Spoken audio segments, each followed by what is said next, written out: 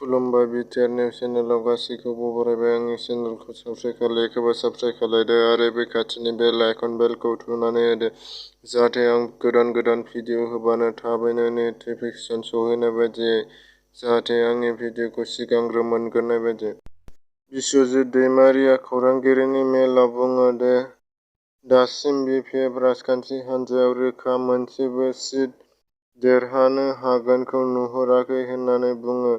बिथां खौरांगिरि सोंनायाव बे बाथ्राखौ बुंनानै होयो। बिस्वजित दैमारि बिथाङा मिताराम बसुमतारीआ बुङो जे खौरांगिरिफोरनि सिगाङाव शरण बर'आ 3,000नि बांसिन सोरखारि न' जाख्लबाय होननानै बुंदों। बिथाङा सरखारनि फैनाय न'फोरखौ गंसेबो रायजो-राजाफोरनो राननानै होआखै, होगोन होननानैल' थगायनानै दोनबाय थादों होननानै बुङो।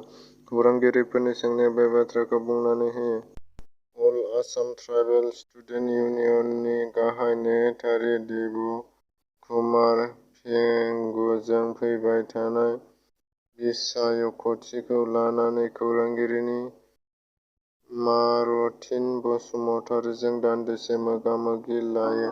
बिथाङा फैबाय थानाय बिसायख'थिनि थाखाय गोबां बाथ्रा बुंलांदों आरो बिथाङा माखासे गोनां बाथ्राफोरखौ बुंनानै होयो। बिथाङा खौरांगिरिफोरनि सिगाङाव क'क्राझार जिल्लानि सिङाव थानाय पार्कआव खासिबारि गेलेग्रा फोथाराव इउपिपिएल राजखान्थि हान्जाया जगदान हाबाफारिखौ खमै 1,000 भटफोराव जगदान होयो।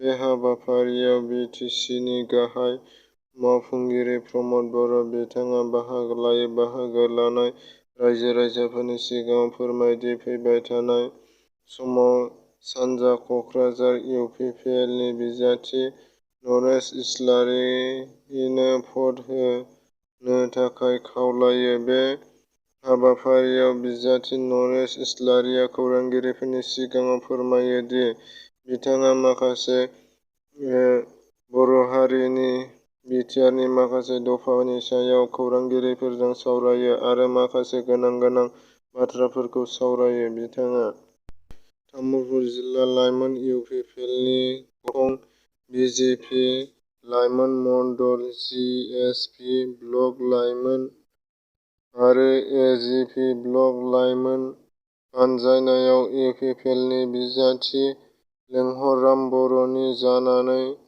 गिदिरथार बाइक रेलि बानजायदों। बे बाइक रेलिखौनो बेखेवदों इउपिपिएल दोलोनि लाइमोन गारखं नेहाथारि एबा बिटिसिनि एमए दावबायसा बर'।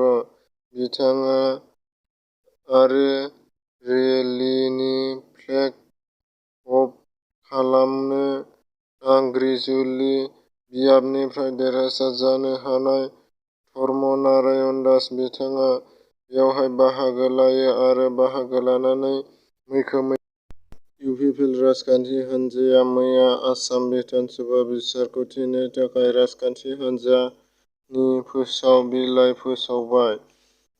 आबादारि सोमावसारनाया दिनैनि समसिमाव 120 दिन जानानै थांबाय।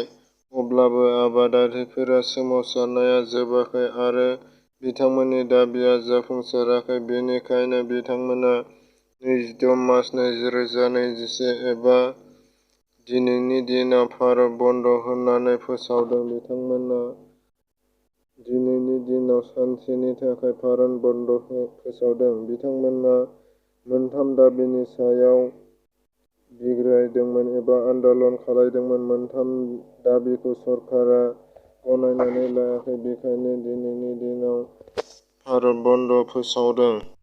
माजबाद समस्तिनि इउपिपिएलनि मावख'आव बिपिएफ दोलोनिफ्राय गोबां सोद्रोमाफोरा इउपिपिएल दोलोआव जगदान होफैनायखौ नुनो मोननाय जायो।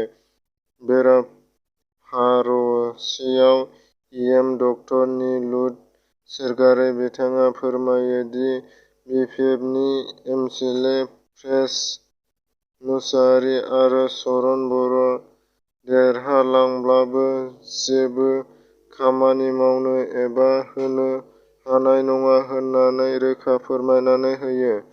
बिथाङा